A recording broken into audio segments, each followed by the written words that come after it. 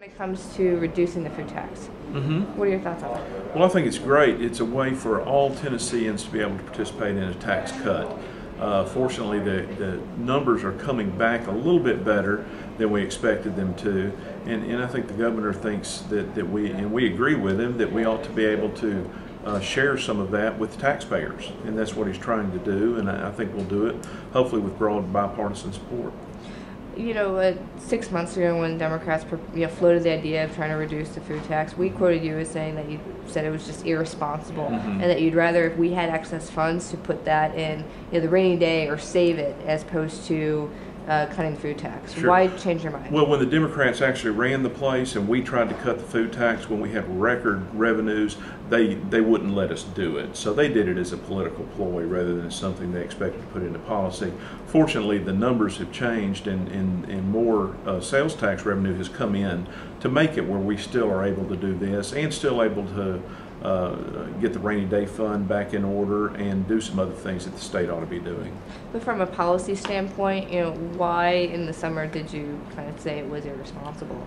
Well, I thought it was irresponsible considering we were mired in a recession, in a deep recession. Now, the economy is recovering now, and I think that's reflected in our sales tax numbers. And so it's become a possibility, whereas 6 months ago, I think it was simply a political posturing on the part of the Democrats. And are you satisfied with the percentage amount? Because it boils down to, if you do the math, kind of being a drop in the bucket when it comes to how much the average Tennessean family would see in the Sure, it is. It is a drop in the bucket, but it's a start rather than going in the other direction, which would be higher taxes.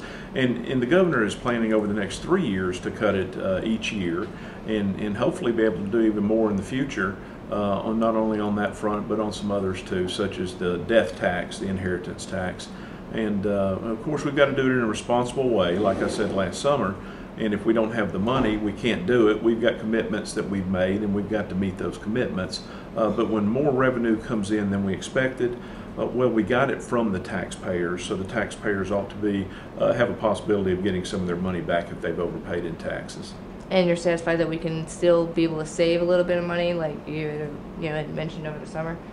Oh, I think so. I think we can put more money in the rainy day fund, and we need to. We'll have another recession one day, hopefully later rather than sooner, but we need to be ready for that and have plenty of money in the rainy day fund, and we need to build it up to protect our bond ratings in the state of Tennessee too. And I think we've done a pretty good job under both the previous administration and the current one, and I think we'll continue to work on that. And do you think the cut is aggressive enough, or do you think there's the potential to be cutting further this year? I think it's just about right for this year. Now, hopefully, as the economy improves, we'll be able to do even more next year than we thought we'd be able to do, but we need to be careful. We don't need to overpromise, and I think this is a responsible budget and a responsible tax plan.